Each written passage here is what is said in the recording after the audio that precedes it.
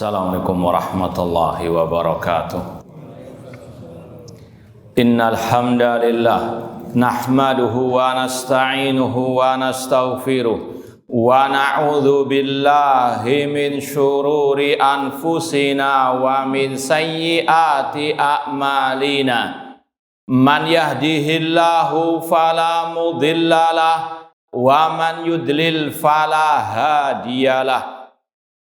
Ashhadu an la ilaha illallah wahdahu la syarikalah wa ashhadu anna Muhammadan abduhu wa rasuluh.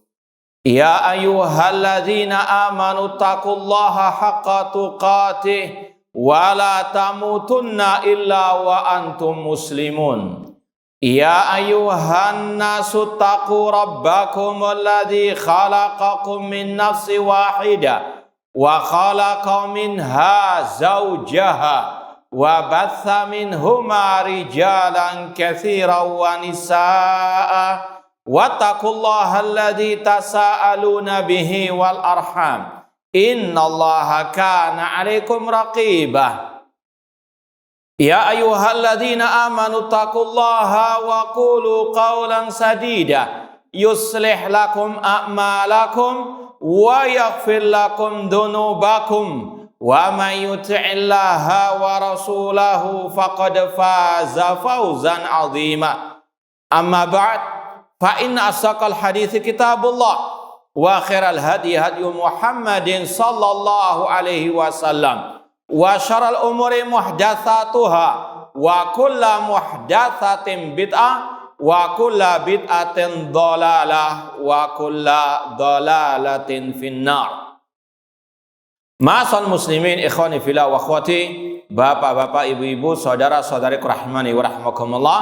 Alhamdulillah, segala puji bagi Allah Subhanahu wa taala yang mempertemukan kita kembali dalam kajian tafsir juz amma oleh Fadilatul Syekh Al-Allamah Abdurrahman As-Sa'di rahimallahu taala. Semoga Allah Subhanahu wa taala senantiasa menambahkan kepada kita ilmu yang bermanfaat dan al-amal as-saleh. Sekarang kita sampai pada tafsir surat At-Tariq. Tafsir surat At-Tariq. Kata Syekh, wahiyya makkiyatun.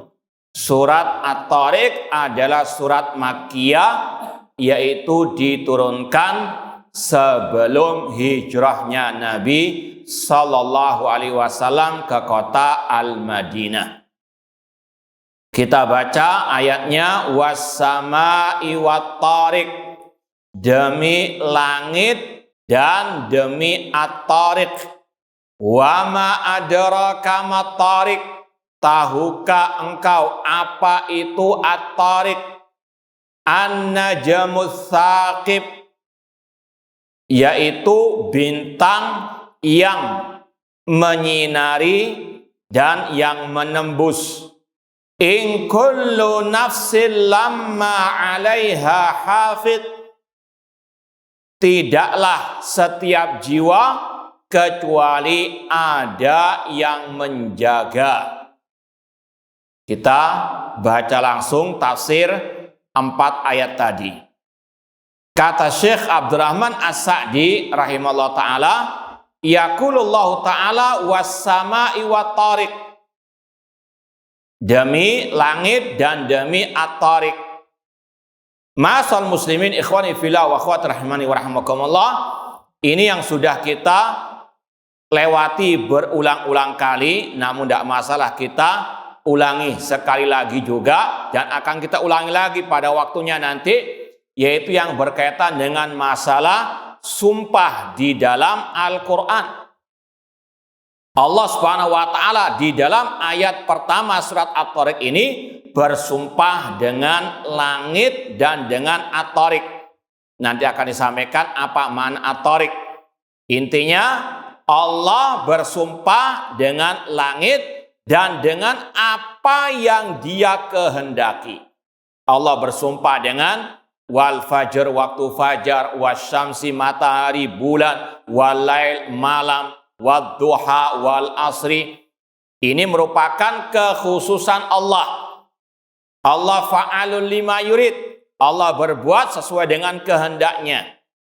Adapun manusia, adapun hamba, adapun seorang muslim muslimah tidak boleh bersumpah kecuali dengan nama Allah Ta'ala atau dengan sifat Allah Ta'ala. Karena Rasul mengatakan, man kana halifan falyahlif billah aw liyasmut. Barang siapa yang ingin bersumpah, bersumpahlah dengan nama Allah, atau kalau tidak bisa dengan nama Allah, lebih baik diam. Tidak boleh bersumpah dengan selain nama Allah.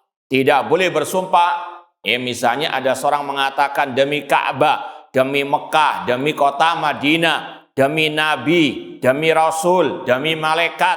Ini haram dalam Islam. Ini dilarang oleh Rasul sallallahu alaihi wasallam. Rasul juga bersabda, man halafa bi ghairillahi faqad asyraka.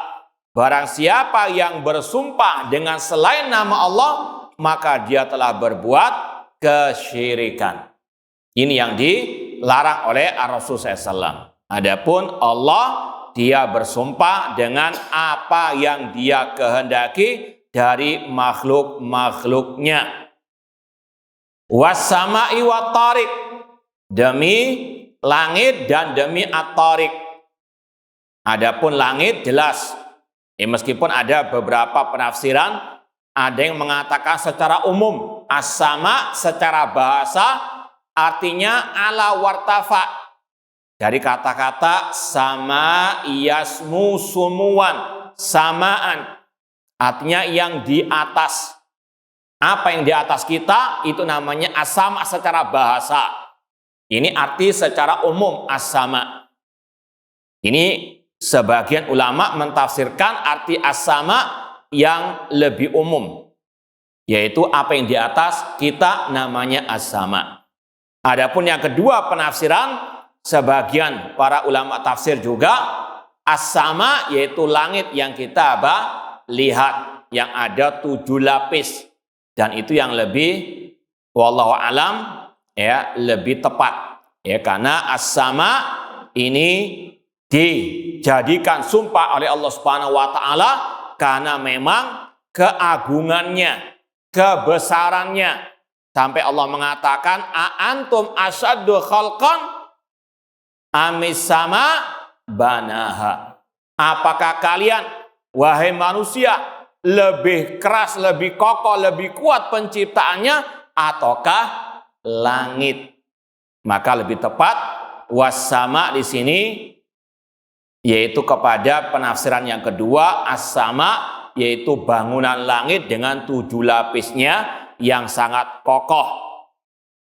Dan kata para ulama, Allah tidak bersumpah kecuali dengan yang agung, kecuali yang besar, kecuali yang sangat amat bermanfaat bagi manusia.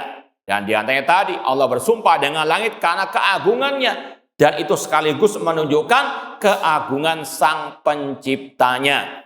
Was-sama'i wat-tariq. Ini mirip dengan yang kemarin kita sampaikan, was-sama'i dzatil buruj. Sama juga Allah bersumpah dengan was-sama'.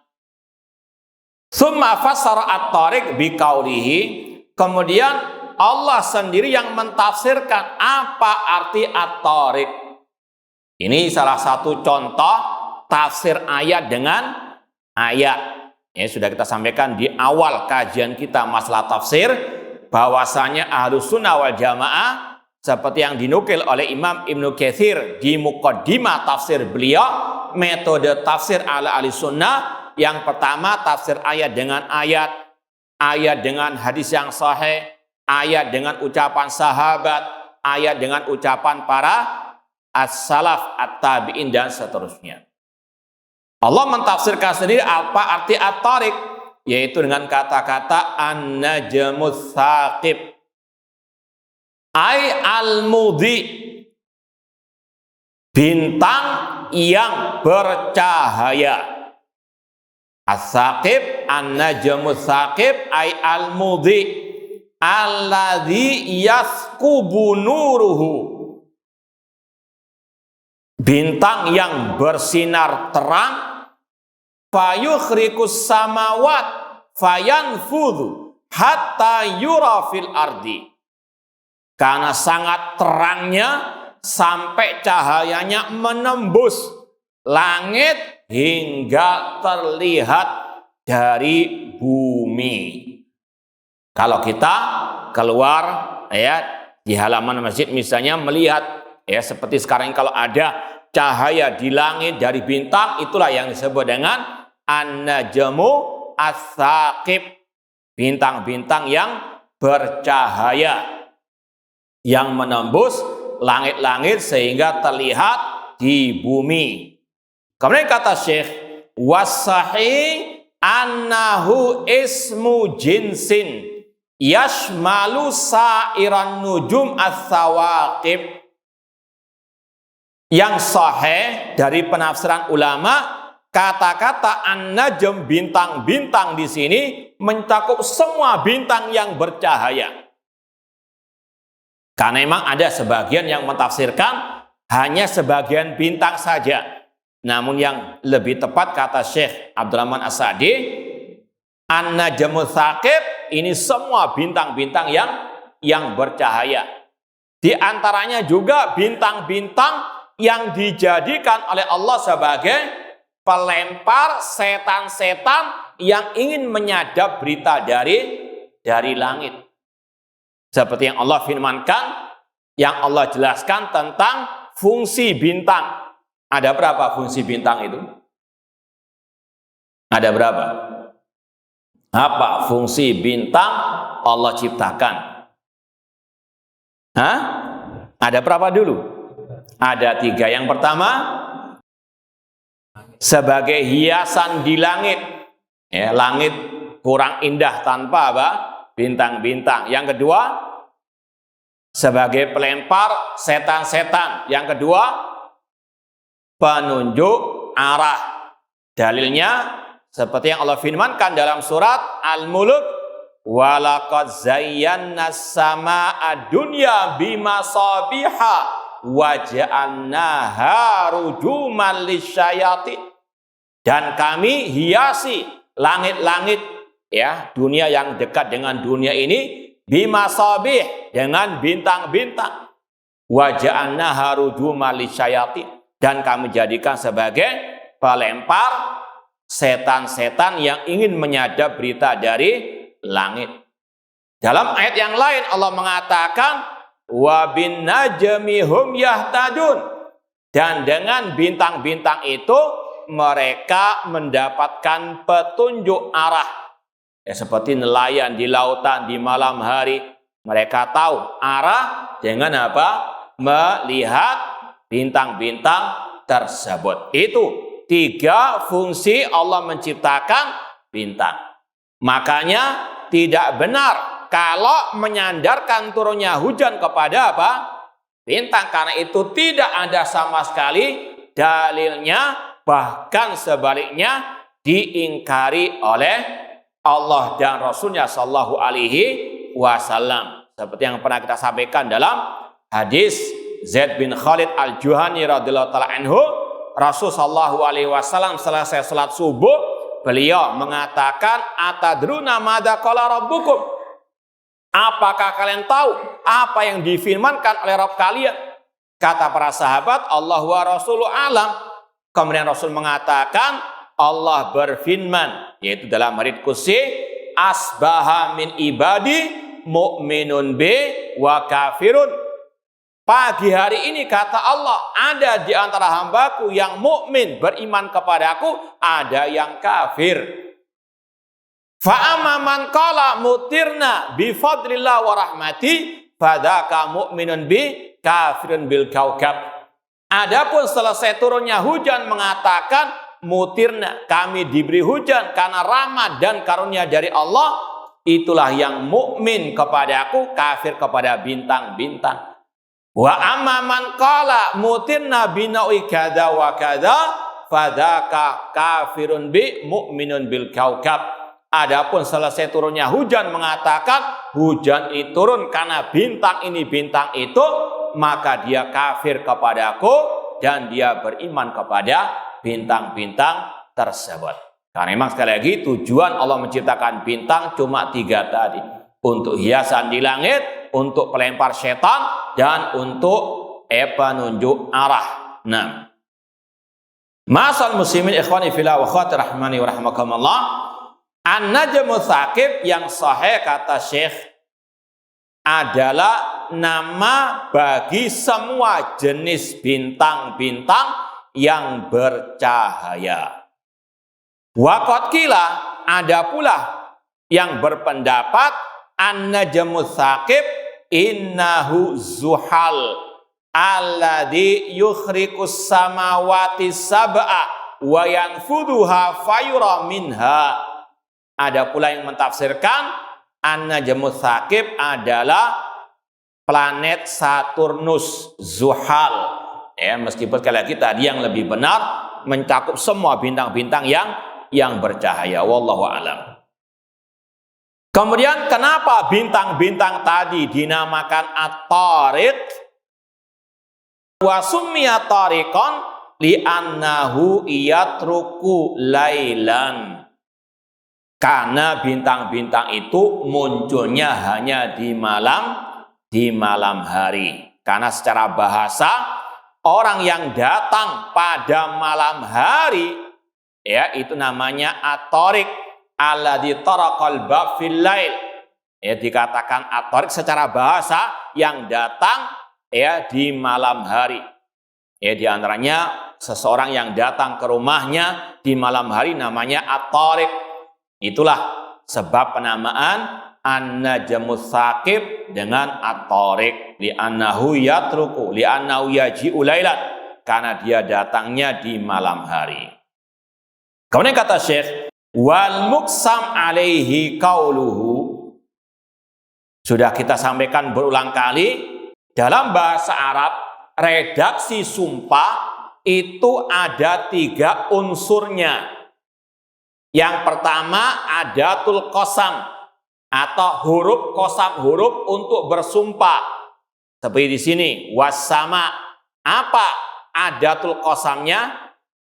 Wawu, huruf wawu ya. Nanti ada dalam bahasa Arab dengan ta, tallahi, billahi, fabi izzatika. Iblis pernah bersumpah dengan kemuliaanmu pakai huruf ba. Itu juga sama, huruf qasam. Wawu, ta, dan juga apa? Ba tadi. Yang pertama, redaksi sumpah dalam bahasa Arab terdiri dari adatul qasam, alat untuk bersumpah, di antaranya huruf wawu. Kemudian ada al-muqsam bihi yang dijadikan sumpah. Dalam ayat ini apa yang dijadikan sumpah? Langit dan apa? At-tariq. Ya, al-muqsam bihi namanya. Kemudian yang ketiga al-muqsam alaih. Ya, kalau mungkin diterjemahkan, inti dari sumpah itu apa? Apa yang ingin ditekankan dalam sumpah ini? Apa inti sumpah ini? Maka Allah mengatakan, in kullu nafsin lamma 'alaiha hafidh. Tidaklah setiap jiwa kecuali ada yang menjaganya. Kata Syekh Abdurrahman As-Sa'di, yahfadhu 'alaiha a'malaha, yaitu menjaga amal perbuatan setiap jiwa, as-salihata was-sayyi'ata, entah perbuatan yang baik maupun yang jelek, alias dijaga, dicatat oleh malaikat yang difirmankan oleh Allah dalam surat yang sudah kita lewati. Ada yang ingat ayatnya? Nah, sekedar murajaah biar nggak ngantuk. Apa ayat yang sudah kita lewati berkaitan dengan adanya malaikat-malaikat yang mencatat perbuatan hamba?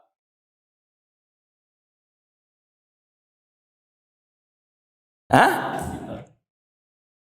Apa ayatnya bunyinya? Hah? Bukan. Nah, surat apa? Tadi sudah betul, surat Al-Infitor. Ayatnya apa? Wa inna alaikum lahafidhin kiraman katibin ya'lamuna ma taf'alun. Sesungguhnya ada malaikat yang mencatat. Wa inna alaikum lahafidhin. Sesungguhnya ada penjaga-penjaga atas kalian. Ini yang dimaksud dengan ya, in kullu nafsin lamma 'alaiha hafiz. Setiap jiwa ada yang menjaga. Penafsiran yang pertama nanti akan kita sampaikan sebagian penafsiran yang lain dan juga itu sahih. Yang pertama tafsir hafid, yaitu adanya malaikat-malaikat yang menjaga amal perbuatan manusia ditulis di catatan mereka. Wa inna alaikum lahafidin. Sesungguhnya kalian ada yang menjaga. Ya, wa inna alaikum lahafidin kiraman. Mereka adalah malaikat-malaikat yang mulia, katibin, mencatat amal perbuatan kalian. Ini tafsir yang pertama, hafid yang menjaga amal perbuatan manusia. Ada pula yang kedua, yaitu apa? Hafid, para malaikat yang menjaga manusia dari hal-hal yang tidak apa? Diinginkan, dari segala bentuk mara bahaya yang Allah firmankan kalau tidak salah dalam surat Ar-Ra'd ayat ke-11, mungkin coba nanti dilihat. Allah mengatakan lahu muaqibatun min baini yadayhi wa min khalfihi yahfadunahu min amrillah.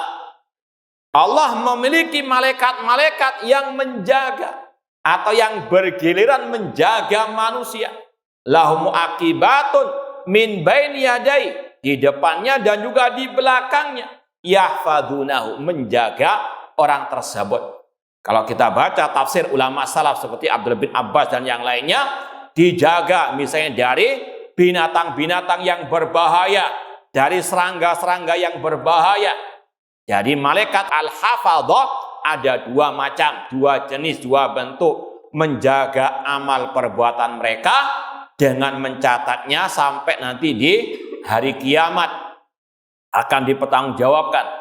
Kemudian yang kedua, menjaga manusia dari mara bahaya. Makanya kata para ulama, manusia setiap hari, setiap waktunya di antara 4 malaikat. Ya. Sekali lagi kata para ulama, berdasarkan dalil-dalil tadi, manusia setiap hari, setiap waktu ada di antara 4 malaikat. Malaikat kanan kiri mencatat amal perbuatannya, malaikat depan dan belakang menjaganya dari mara bahaya. Ini berlaku untuk semua manusia, yang kafir maupun yang mukmin.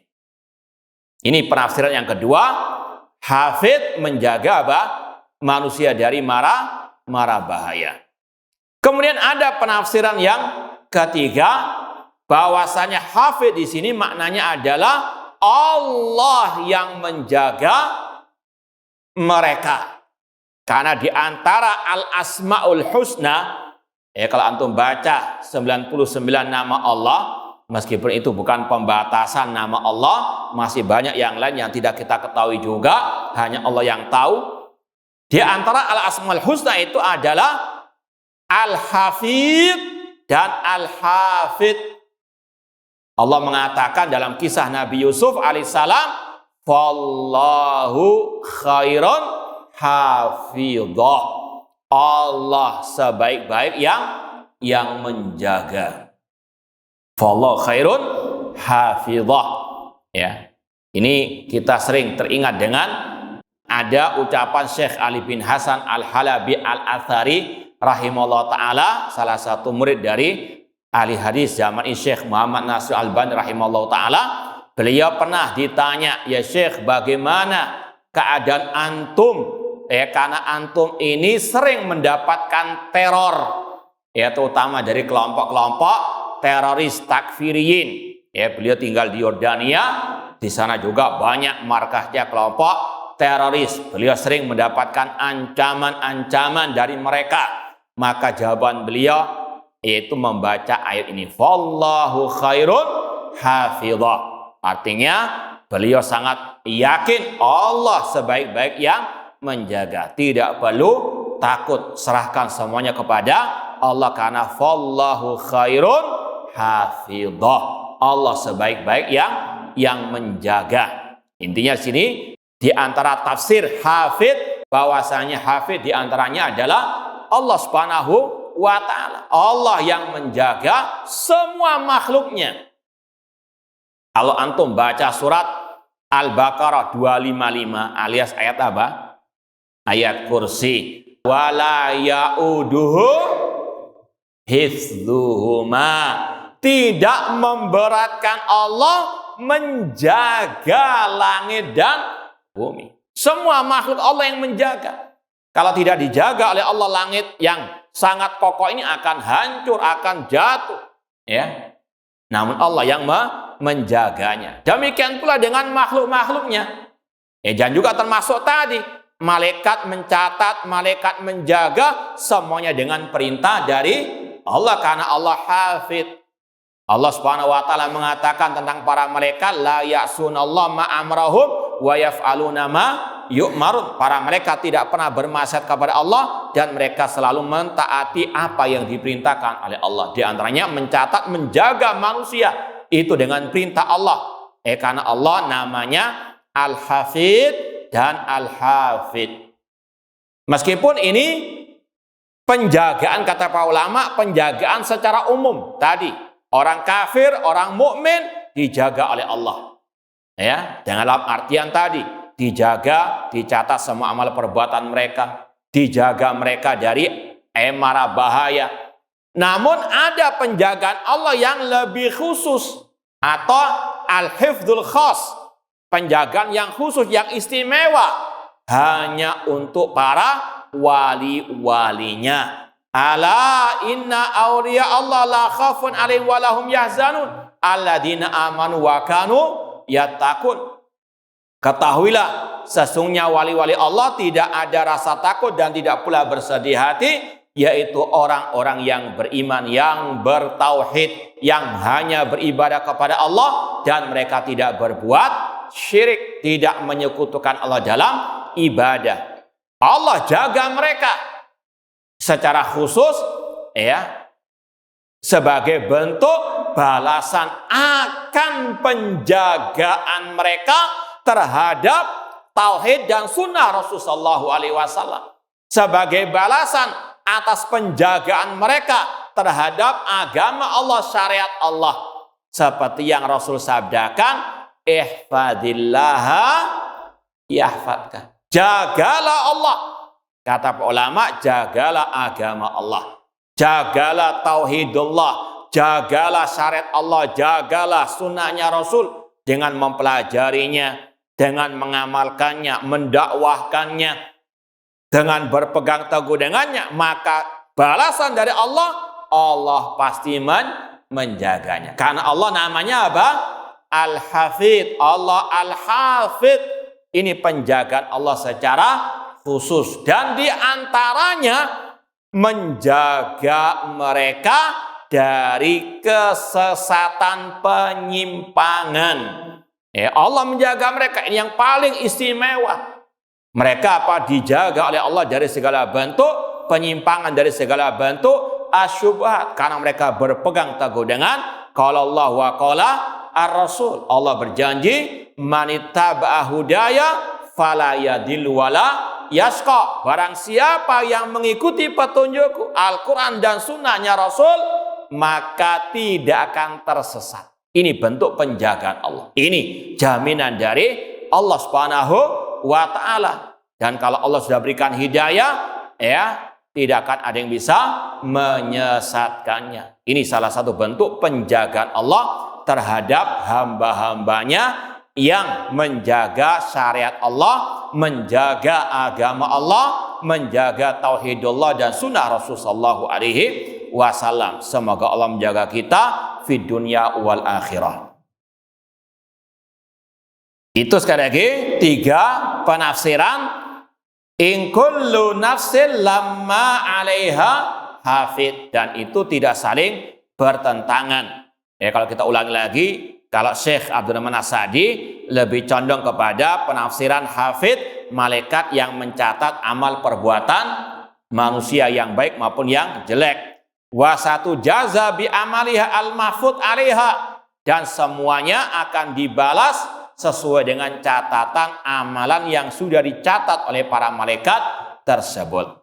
Yang kedua penafsiran hafid adalah malaikat yang menjaga manusia dari segala bentuk mara bahaya.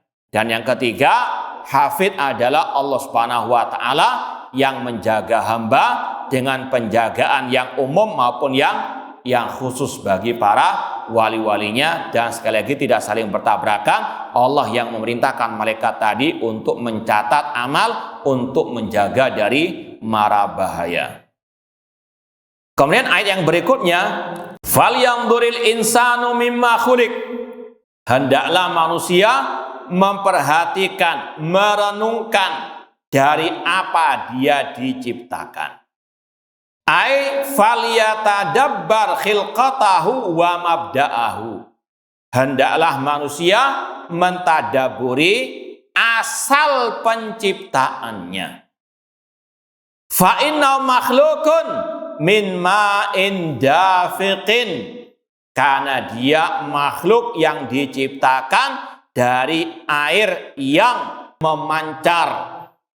Masal muslimin ikhwani fillah wa akhwati rahimani wa rahimakumullah, sudah sering kita lewati juga ayat-ayat yang semisal dengan ini, yaitu perintah Allah kepada hamba untuk mentadaburi tanda-tanda kekuasaannya, untuk manusia merenungkan tentang ciptaan Allah, ya, baik yang besar sampai yang paling kecil. Bahkan kalau kita sholat Jumat sering mendengarkan ayat, apa bunyinya yang berkaitan dengan hal ini? Masalah tadabbur, ya, penciptaan alam semesta. Surat yang sering dibaca ketika hari Jumat, ketika sholat Jumat. Iya, apa ayatnya? Yang berkaitan dengan poin ini. Nah, apa ayatnya? Afala yanzuruna ilal ibili kaifa khuliqat wa ilas samai kaifa rufi'at wa ilal jibali kaifa nusibat wa ilal ardi kaifa sutihat. Tidakkah mereka merenungkan bagaimana unta itu diciptakan, dan bagaimana langit ditinggikan, dan bagaimana gunung ditegakkan, dan bagaimana bumi itu dihamparkan. Ini apa? Perintah dari Allah agar manusia betul-betul yakin Allah yang menciptakan, yang mengatur, yang menguasai semua alam semesta ini. Namun nggak sampai ya di situ saja perintah Allah. Namun ada kelanjutannya, follow up-nya, bahwasanya yang berhak diibadahi hanyalah Allah semata. Seperti yang Allah firmankan dalam surat Maryam, Rabbus samawati wal ardi wa ma bainahuma fa'budhu wastabir li ibadati. Allah Rabb langit dan bumi dan apa yang di antara keduanya, maka ibadahilah Allah. Itu yang diinginkan oleh Allah dari perintah untuk mentadaburi alam semesta sampai kepada tujuan Allah sebagai Al-Ma'bud wahdahu la syarikalah. Dialah satu-satunya yang berhak diibadahi, tidak boleh disekutukan dengan apapun atau siapapun. Kemudian juga di antara tujuan Allah mengatakan falyanzuril insanu mimma khuliq, kata para ulama, agar manusia, terutama orang-orang kafir jahiliyah, musyrikin jahiliyah, meyakini akan apa? Kekuasaan Allah untuk membangkitkan mereka pada hari kiamat. Dan ini sudah sering kita lewati secara global. Surat Makkiyah banyak berkaitan dengan hari kebangkitan, karena orang-orang musyrikin mengingkari hari kebangkitan. Allah tegakkan hujjah di antaranya dengan mengatakan falyanzuril insanu mimma khuliq, hendaklah manusia mereka merenungkan dari apa dia diciptakan. Artinya yang menciptakan adalah Allah Subhanahu wa taala. Kalau Allah yang menciptakan mereka dari sesuatu yang tidak ada menjadi ada, apalagi sekedar mengulangi penciptaan mereka. Wa huwa ahwanu alaih, kata Allah, itu lebih mudah, itu lebih ringan. Ya, karena memang di antara syubhat orang-orang musyrikin jahiliyah, mereka apa? Ya, menuhankan akal mereka. Mereka mengatakan man yuhyil idhama wa hiya ramin. Mereka mengatakan siapa yang bisa menghidupkan tulang belulang yang sudah hancur. Ini syubhat mereka, syubhat akliyah. Mereka menggunakan logika mereka, enggak masuk akal. Manusia hidupkan lagi padahal mereka sudah menjadi tulang belulang. Maka Allah bantah dengan firman-Nya, qul yuhyihal ladzi ansha'aha awwala marrah. Katakan wahai Nabi Muhammad, yang menghidupkan, membangkitkan mereka, yang menciptakan mereka pertama kali, yaitu menciptakan mereka min ma'in dafiqin. Jadi itu dua tujuan Allah Subhanahu wa taala mengatakan fal yanzuril insanu mimma khuliq, untuk mengesahkan Allah dalam al-uluhiyah dan untuk mengimani hari kebangkitan. Fal yatadabbar khilqatahu wa mabda'ahu fa inna makhlukun min ma'in dafiq.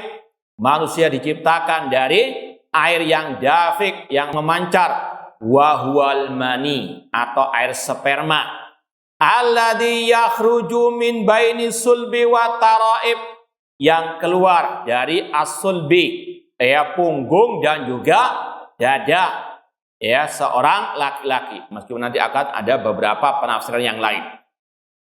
Kata Syekh Abdurrahman As-Sa'di, yuhtamal annahu min baini sulbir rajul wa taraidil mar'a wa hiya satyaha. Kata-kata air yang terpancar yang keluar dari as-sulbi wa taraib. Kalau Syekh mengatakan penafsiran yang pertama dari sulbi, yaitu dari punggung seorang laki-laki dan dari dada perempuan, yaitu tempat dua dadahnya. Itu air yang menjadikan manusia terlahir di atas muka bumi ini. Yang intinya di situ bagaimana kekuasaan Allah yang menciptakan manusia dari apa? Air yang tersimpan rapat-rapat dalam diri manusia. Allah keluarkan dengan sekali lagi kekuasaan darinya. Baik, insyaallah kita lanjutkan pada pertemuan yang akan datang. Kurang lebihnya mohon maaf. Wa jazakumullahu khairan. Aqulu qouli hadza wa akhiru da'wana anil hamdulillahirabbil alamin. Wassalamualaikum warahmatullahi wabarakatuh.